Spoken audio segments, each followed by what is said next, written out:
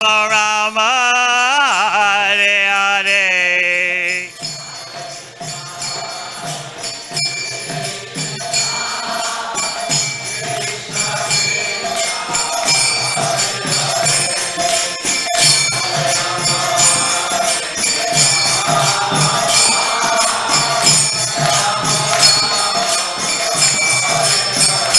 Hare Krishna, Hare Krishna, Krishna Krishna, Hare Hare, Hare Rama, Hare Rama, Rama Rama, Hare Hare.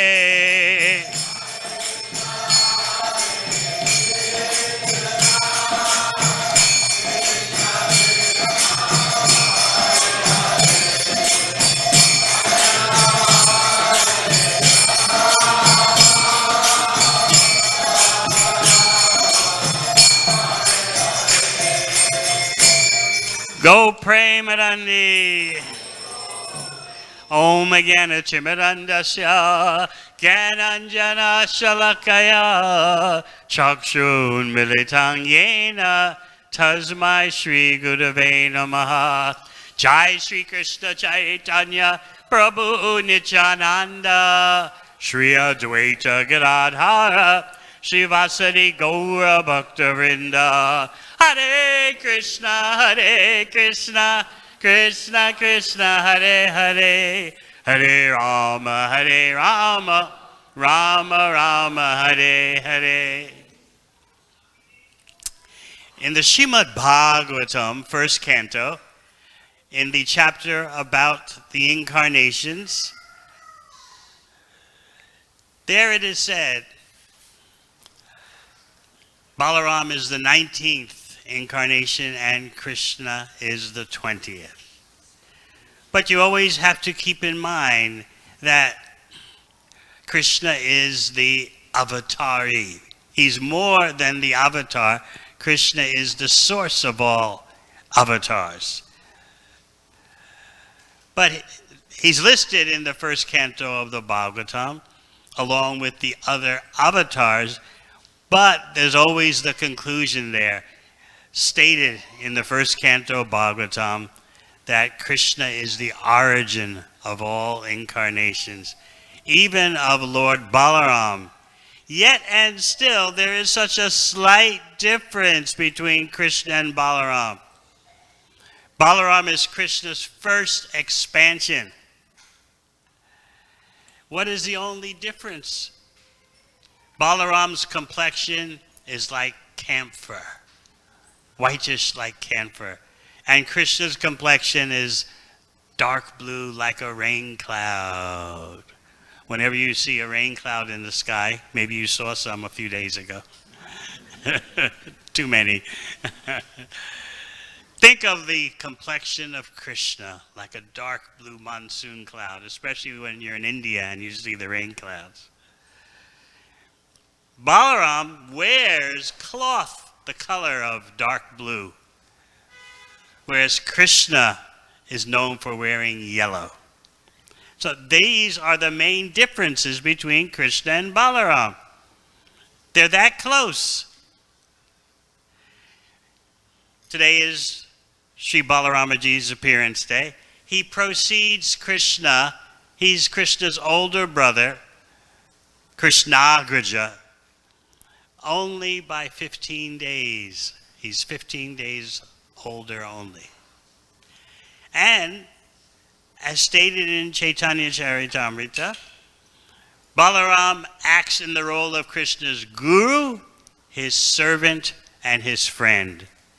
Similarly, that same Balaram appears as Lord Nityananda and relates toward Lord Caitanya, who is Krishna himself. He relates to Lord Caitanya in the same way that Balaram relates to Krishna. Sometimes Lord Caitanya will assume the bhava, the mood of Lord Balaram. Once he was in the corridor of a Vishnu temple. This is described in Caitanya Charitamrita Adi Leela. I hope everyone here not only has at home a full set of Srimad Bhagavatam, but you also have Sri Caitanya Charitamrita. Then you have everything you're entitled to in this short human form of life. Having those full sets of books in your home transforms your home. You may say, I have very little time to read. But just by having the books in your home, you have the literary incarnation of the Supreme Personality of Godhead, Krishna and Sri Chaitanya Mahaprabhu there. So, Lord Chaitanya is in the corridor of a Vishnu temple. This is described in Adi Leela of Caitanya Charitamrita. And all of a sudden he starts calling out, Madhu, Madhu, Madhu. Bring honey, bring honey, bring honey. He's in the mood of Balaram. Balaram is famous as the honey addict. He drinks lots of honey in Vrindavan. So much so that he becomes intoxicated. But you see, the intoxicating beverage that flows from the trees in Braj is not material intoxication. Why would Balaram be interested in that? The demigoddess in charge of intoxication is Varuni, but she has a pure Braj equivalent, and therefore you can call her Braj Varuni, and that's what's flowing from the trees in the forests of Braj that Balaram is after. That's what he's after, not material intoxicant. So Lord Chaitanya is imitating Balaram in Balaram's quest for Madhu. Bring the honey beverage, bring the honey beverage. You know what happened. Lord Balaram was drinking honey, the Varuni, and he became so intoxicated, he had his own group of girlfriends, different from Krishna's group. And in his intoxication state, divine intoxication. See, everything is there in the Supreme Absolute Truth. Otherwise, how can it be in our puny human experience if it's not there in the ultimate source? So Balaram dances. He has his own Rasa Leela. Balaram wanders through the forest. He gets intoxicated. But this is all divine. So in his intoxicated, divinely intoxicated state, Lord Balaram wants to play in the river with his girlfriends. No one around Balaram has a material body. Why does Lord Balaram want to have anything to do by trying to enjoy material bodies? Just as Krishna in his Rasa Leela has nothing to do with material bodies. The forms that Balaram is dealing with are Satchidananda, forms composed of eternality, full knowledge, and unlimited bliss. And what is it that we see in our own forms, these temporary material bodies? We don't see Satchidananda, we see Asat, temporariness, Achit, ignorance, and Nirananda, misery. Because we're frustrated and angered by our failures at material enjoyment, we can't believe that Lord Balaram and Lord Krishna have pure spiritual enjoyment. We're envious. So Balaram wants to sport in the Yamuna River with his pure girlfriends. He wants to sport in the pure Yamuna River. But the Yamuna River refuses his command. See, Balaram didn't want to walk to the Yamuna River. He's a river, come, Yamuna, come. This is known as the Yamuna Akarshana Leela, the Leela of attracting the Yamuna River. Come to my feet. I want to bathe in you with my girlfriends. What was the Yamuna's response? He's just intoxicated. I don't have to do what he says. So then Balaram, he always carries a plow. That's why he's known as Halayuta. You were chanting that name, Halayuta. He's always carrying a plow. Just as Krishna always carries a flute, Balaram always carries a plow. In Bhagavad Gita, you may know the verse, Krishi Gorakshabanijam Vaishyakarma Swabhavajam. Balaram is Krishi Raksha, land protection. Therefore, he carries a plow. Krishna is Goraksha. He's cow protection. Therefore, he carries a rope for binding cows, the back legs of the cows, so they can be milked. So those two brothers, as Krishna Balaram, teach human civilization everything human civilization needs to know for material prosperity, what to speak of spiritual prosperity. So anyway, Lord Balaram, with his plow, is going to shake up the Yamuna River. He says, if you don't come to me, I'm going to take my plow and separate you into hundreds of different streams. Instead of the one big river, you'll be just a bunch of rivulets. So he started to do that. And immediately, the Yamuna River personified shows up at his feet begging for mercy. So Lord Caitanya, who is the Channa avatar, the hidden incarnation of Krishna, he's Krishna in the role of Krishna's own devotee, to show us how to be a devotee. Lord Chaitanya is in the corridor of a Vishnu temple.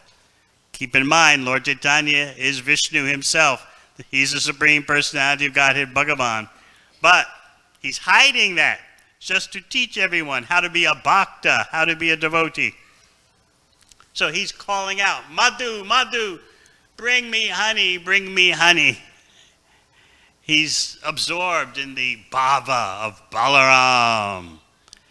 So Nityananda and associates, they present to Lord Chaitanya a cup of water. They know Mahaprabhu's lost in his ecstasy of being Balaram. So, all right, to aid the pastime, here's some honey, here's some honey. It's just a cup of water. So Lord Chaitanya drinks it and is overwhelmed with ecstasy. He starts dancing, imitating Lord Balaram, intoxicated with honey.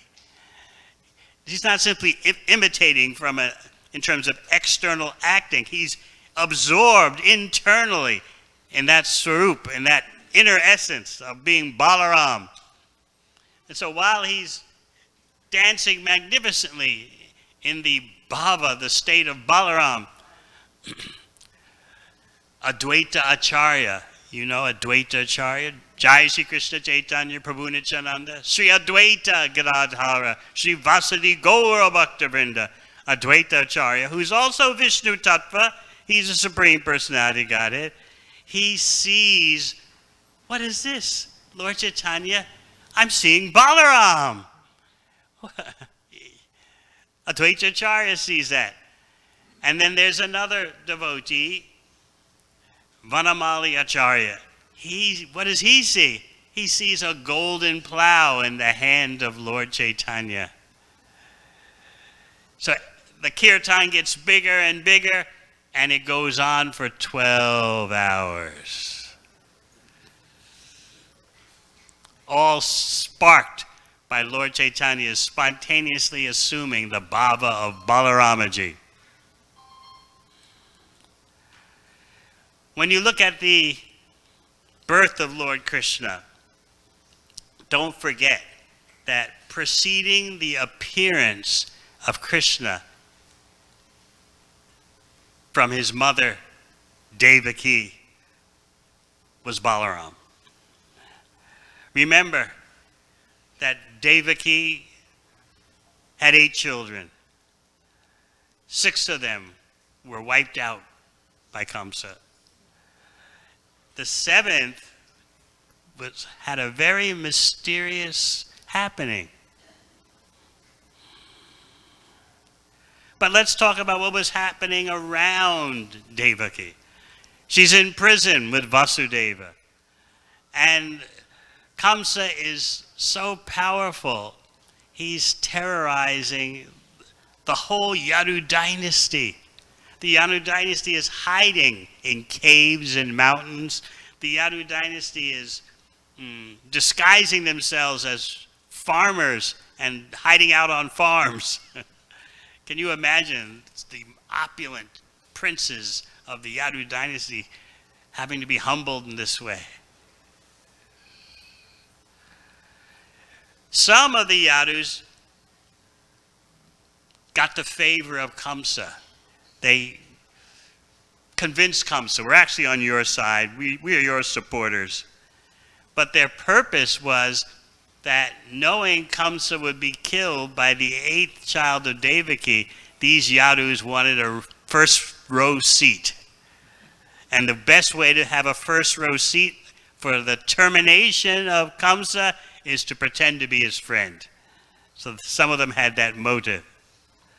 So there is Devaki in prison, and she's pregnant with the 7th child. Everyone's wondering what's going to happen. This is not the 8th child, but what's going to happen to the 7th child? Kamsa's killed the first 6. So then Krishna makes his arrangements. Not the same expansion of an expansion of an expansion that the demigods went to the shore of the ocean of milk and had Lord Brahma make his appeal. That's Chirodakashayi Vishnu. But this is Swayam Bhagavan Krishna now making a plan. He's talking to Yogamaya, his internal potency. I have a task for you. Devaki is pregnant with the 7th child in her womb. I want you to transfer that child from the womb of Devaki to the womb of Rohini, who's in Braj. This was to Yogamaya a very heavy task. How to move Lord Balaram. But empowered by Krishna, it was possible. But we should appreciate she saw it as a very unusual and very difficult task. So Krishna, as Swayam Bhagavan, the original personality of Godhead, told her, this child will be known as Sankarshan because he's being attracted from the womb of Devaki to the womb of Rohini. In that way, you could say Lord Balaram has 2 mothers, Devaki and Rohini. Furthermore, the Supreme Personality of Godhead spoke, this child will be known as Balaram because he's giving pleasure to the residents of Vrindavan and to everyone. He's always expanding the happiness of everyone. Therefore, he's known as Balaram. He gives strength, Bala, for enjoyment, Rama. He's also known as Balabhadra because he has such physical strength. Of course, Balabhadra's physical strength is all spiritual because Balabhadra is all spiritual. So Krishna said he's going to have these 3 names. So what happened? Devaki was in her 7th month of pregnancy with her 7th child, and then it seemed like she had a miscarriage. Some thought it was not only a miscarriage, some thought Kamsa thought she's taken some drugs and aborted her pregnancy because she doesn't want me to kill the child when the child's born. That's what Kamsa was thinking.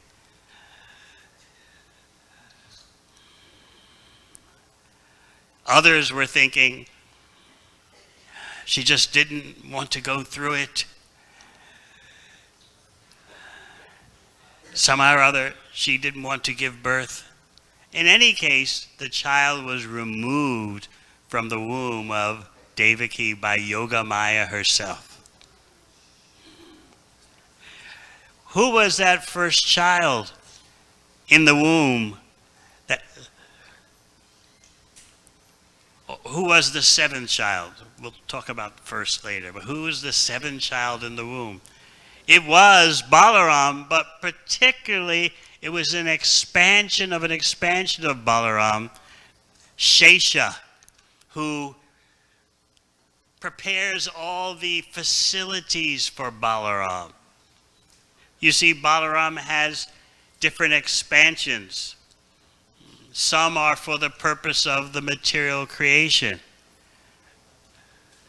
The three Purusha avatars, Karnadakshai Vishnu, Garbhodakshai Vishnu, Chirodakshai Vishnu, they have their roles in the material creation. And then there's Mahasankarshan in Vaikuntha.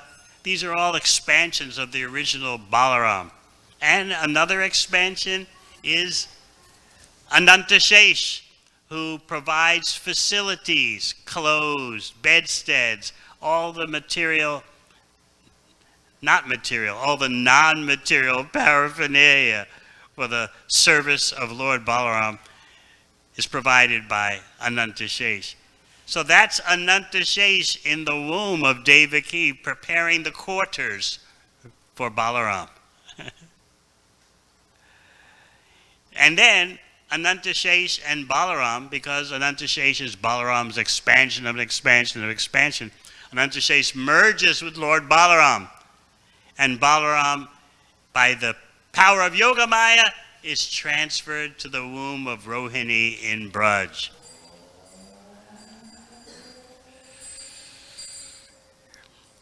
So you can always look at how Balaram assists Krishna in his pastimes. They're partners in enjoyment. One particular morning, Krishna he was actually outside of Braj. This is after the pastime of the Kaliya serpent and also the forest fire. So Krishna hasn't returned to Braj yet. He's on his way back to the town, and he and his cowherd boyfriends, they are sporting. And the way the cowherd boys and Krishna and Balaram sport is unforgettable. If we cannot relish how Krishna and Balaram and the cowherd boys are sporting, we'll never be able to relish the Rasa Leela. Their enjoyment is so spontaneous, so divine. It's not that Krishna and Balaram are putting on, let's pretend we're young cowherd boys. No, they're into it. They know how to enjoy the best. They fully are absorbed in the bhava of these cowherd boys are our friends. We're all having fun. We're all young boys having fun. It's not an act. It's the natural expression of the Supreme Personality of Godhead as a supreme enjoyer. Rama and Krishna. So, they played so many different games. Sometimes Krishna would play his flute and the cowherd boys would dance while Krishna played the flute.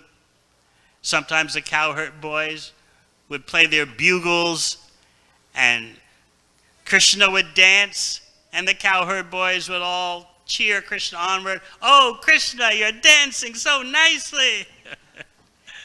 They're really into it, as we say.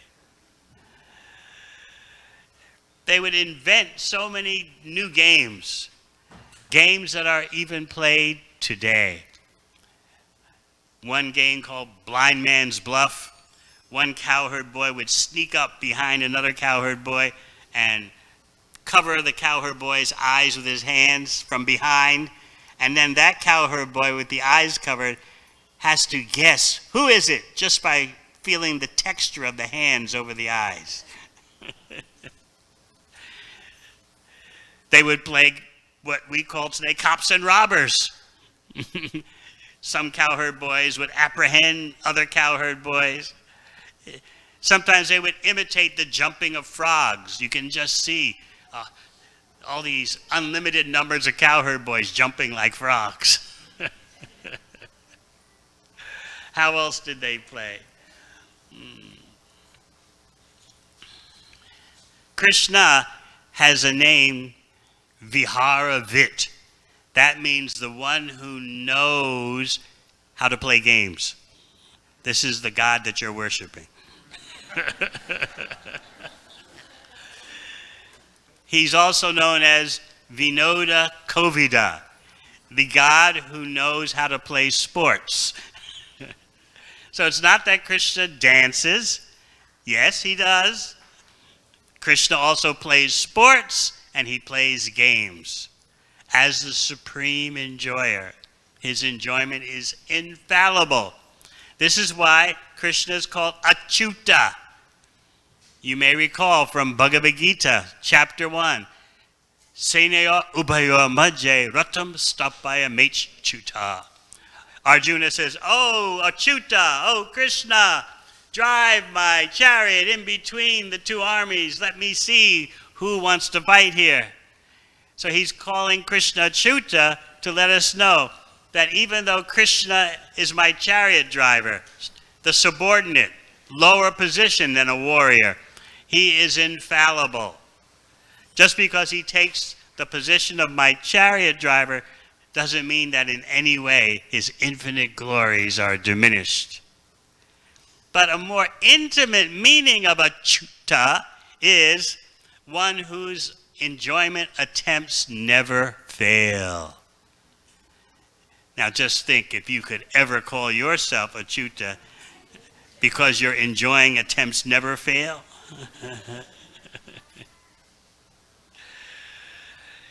As stated in Caitanya Charitamrita, Krishna has a characteristic called Swaraja Lakshmi. That means Krishna has unlimited desires. And he has the unlimited capacity to fulfill each one of his unlimited, infinite desires. So there he is as Achyuta in all the sense of the word, all the senses of the word, of the name. And he's playing with his cowherd boys, and he's coming up with one game after another. And now he's going to come up with a new one, because the most ferocious demon of all Kamsa's entourage, Pralamba, wants to cause havoc. In the second chapter of the 10th canto of Bhagavatam, in the list of demons' names that are allied with Kamsa, Pralamba's name is first, because actually he's the most ferocious one. Even the devatas, the demigods, are afraid of him. So Pralamba wants to cause havoc in Krishna's pastimes. So in this scene where Krishna and the cowherd boys are wrestling, they're dancing, they're jumping, they're grabbing each other and whirling one another around. Sometimes you see devotees do that in kirtan.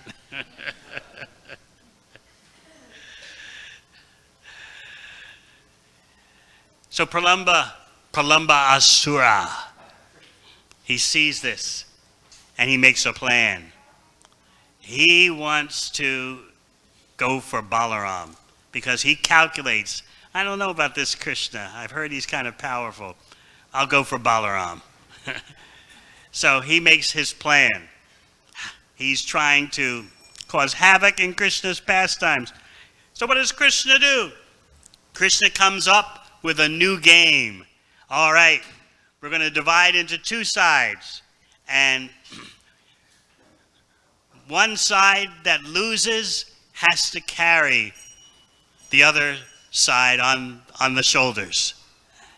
So just to increase the rasa, the acharyas explain this, just to increase the rasa, the flavor, Krishna has his own cowherd boys mixed in on both sides. Not that Balarama's cowherd boys are on one side and Krishna's cowherd boys on the other. No, Krishna mixes it all up for diversity and increase of flavor. So on Krishna's side, Krishna arranges, is Pralambasura. So Krishna rigs the game so that Krishna's side loses. Achyuta loses by Krishna's arrangement, because Krishna wants his side to lose so that his side has to carry the other side on the shoulders. So Balaram's side won. So Pralambasura falls right into the trap. Aha! I'm on the winning side with Krishna.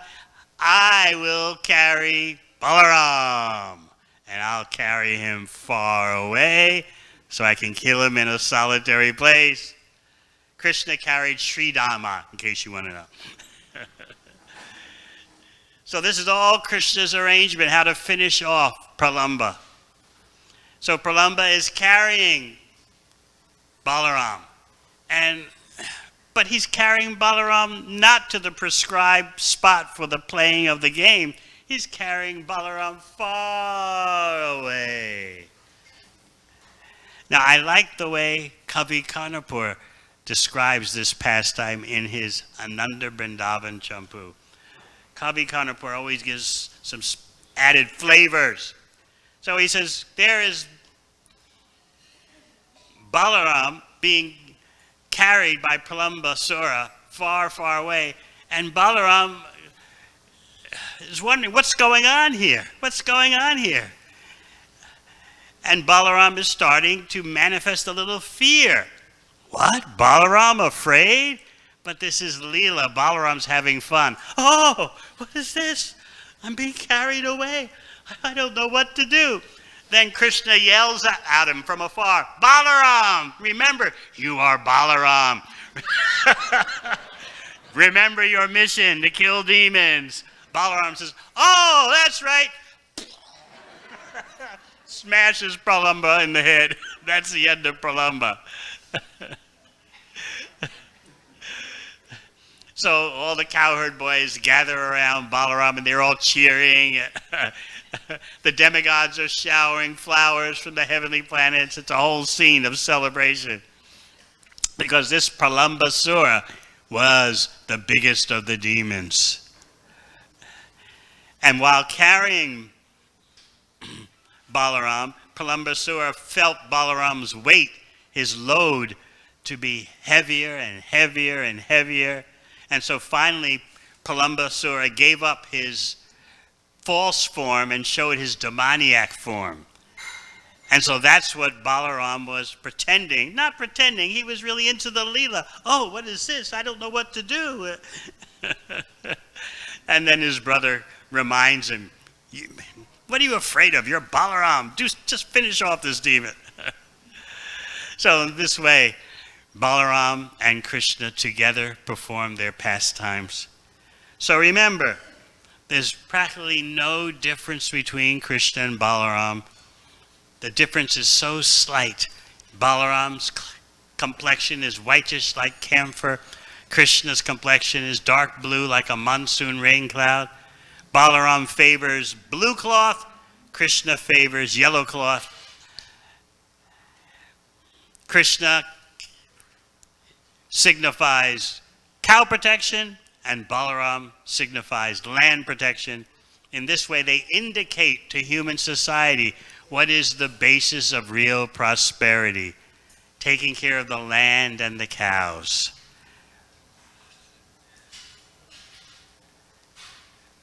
So today we can remember the various names for Balaram. Pralambari, the killer of Pralamba. Halayuda, the carrier of the plow. Sankarshan, he's attracted from the womb of Devaki to the womb of Rohini. And of course, Nityanandaram. Balaram comes as Lord Nityananda and performs pastimes with Lord Caitanya. All right, any questions?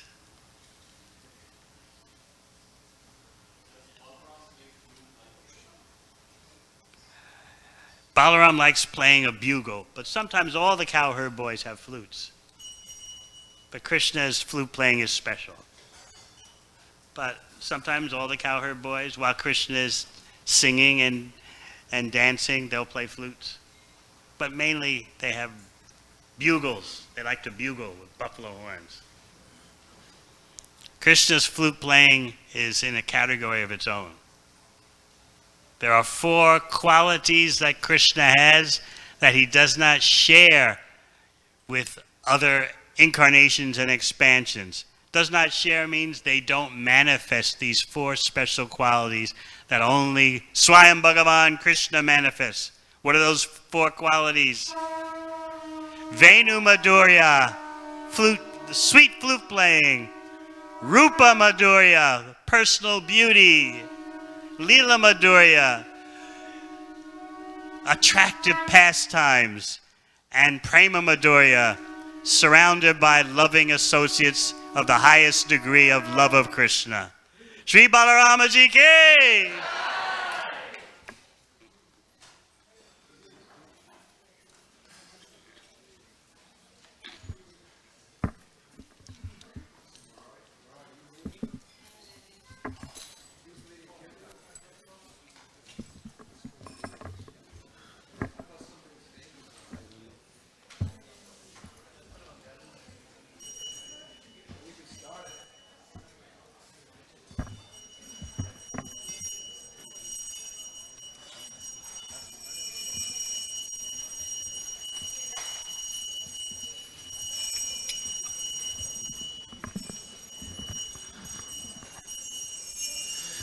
Namo Vishnupadaya Krishna Prastaya Bhutale Shri Mate Bhakti Vedanta Swami Niti Namine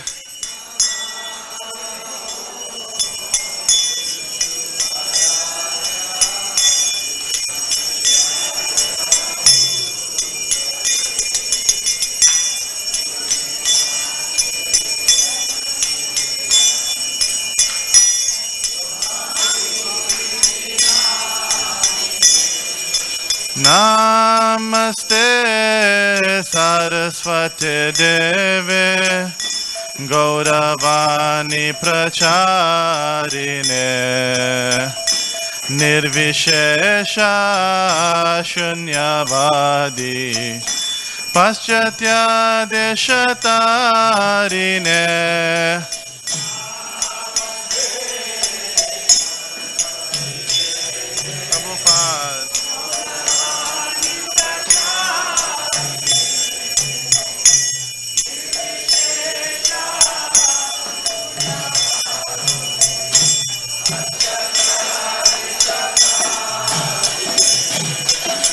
Jaya Jaya Gaura Chande Arati Koshoba